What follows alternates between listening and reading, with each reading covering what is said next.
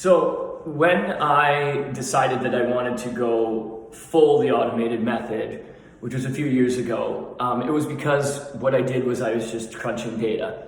And so by crunching the data, I just saw all the reds and all the greens. That's it. So by seeing what I already had as a solution many years ago and implementing it into businesses at different pieces, not the full thing. This is only recently in a few years where the full thing is now part of the automated method onboarding.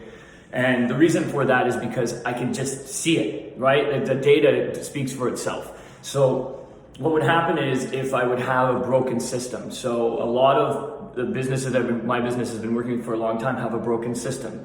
And what that means is that they're just not fully all the way compared to the utopia that I have built for, like, say, ground up for another business, like a startup or a traditional conversion, say a few years ago, maybe even last year.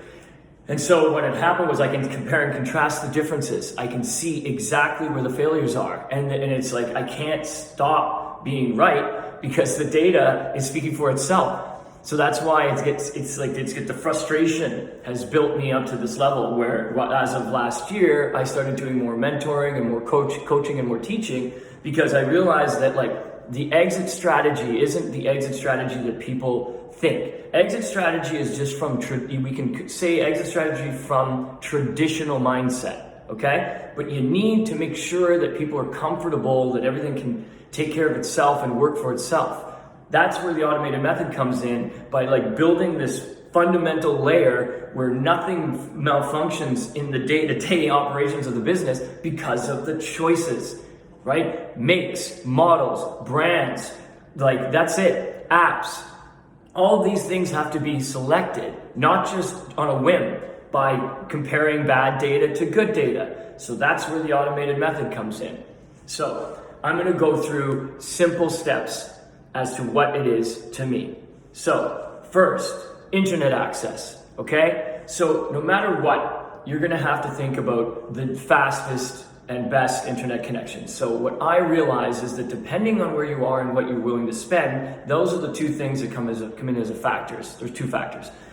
But if you're willing to listen to my data, then I would be, the automated method's our data. If you were to listen to what I've collected in a portal, I can tell you that as long as it's at a certain speed, consistently, forever, and if anything happens, you have a backup internet connection to take care of whatever it is you're doing, and then also have some sort of training in there for, like, say, for example, if you need to get to a tertiary system, which would be like a cellular backup or hotspotting your phone. Hotspotting your phone mobily is a necessity these days, right? Because, like, you can guarantee that that's probably gonna work versus where you're gonna find a Wi-Fi zone for free, say, for example, at a restaurant or anywhere.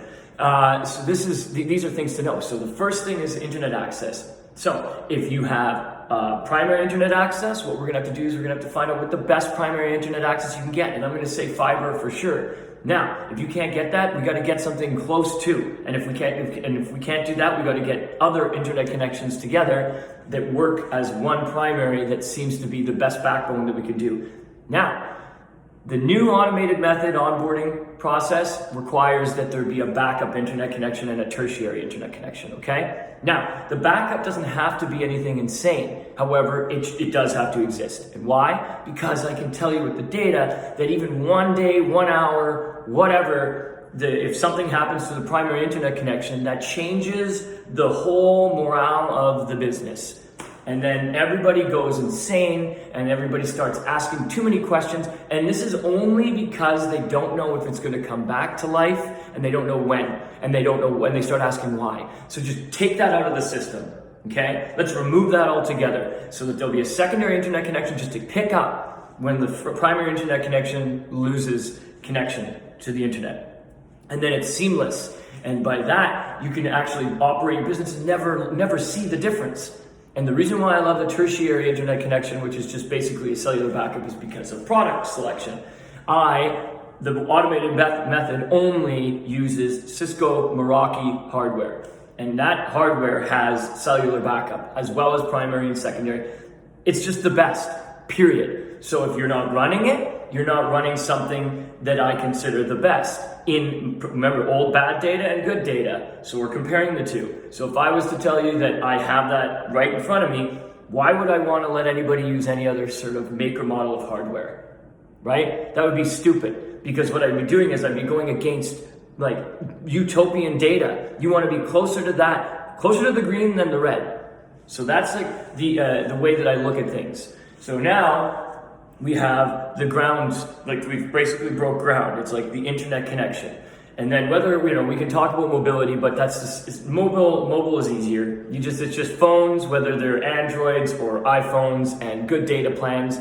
Basically, that's up to you. But as long as you have a good data plan and it's not something that you're going to go over or your team is going to go over and you can control it, that's all you need to know about that in general.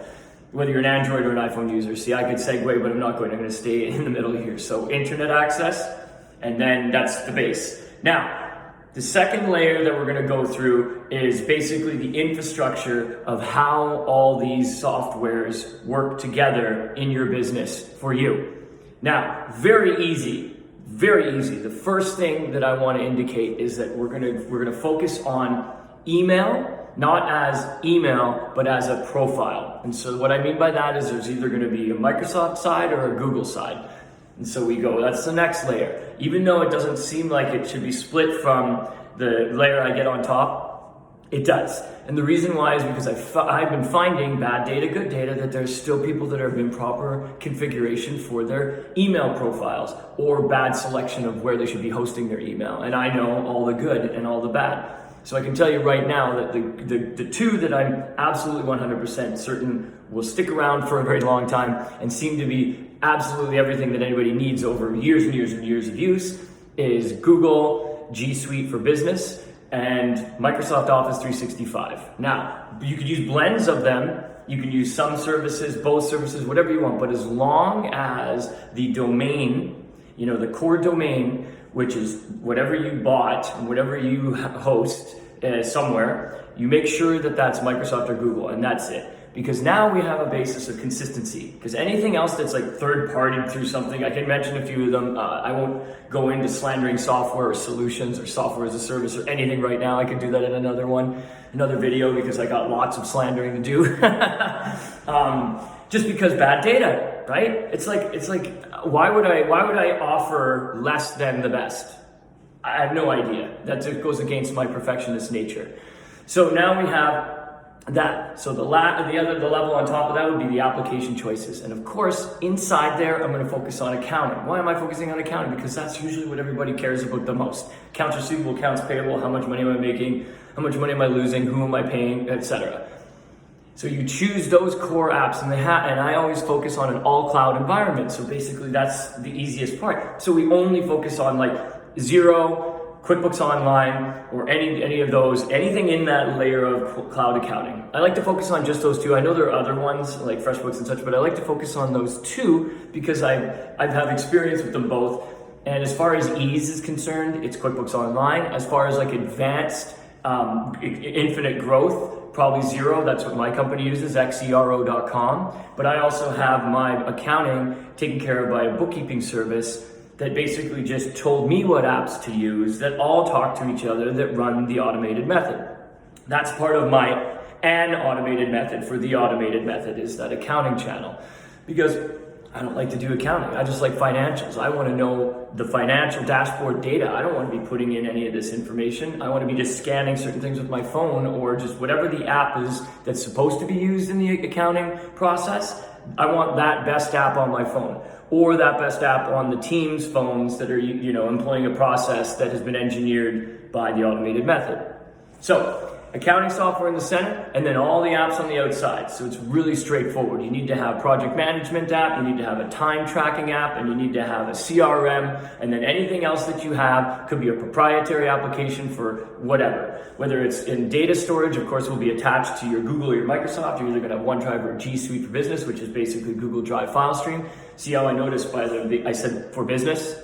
I want to make sure that that's known. Not the $5, the $10 a month account. That's it. Don't go low, even though it's something that you might not want to budget for or expense, it makes a world of difference. So when I onboard people and they want to go basic, I don't consider that anything that I want to touch. I want them to understand that immediately they have to go to the professional level of these software packages, because it makes a difference in how the function of the business operates. So now we've got internet, we've got the choices of your apps, and then we have, like, obviously I mentioned accounting in there. So I can go and attack each one of those modules as we go. But now we have computer, and I'm going to save computer for the next video.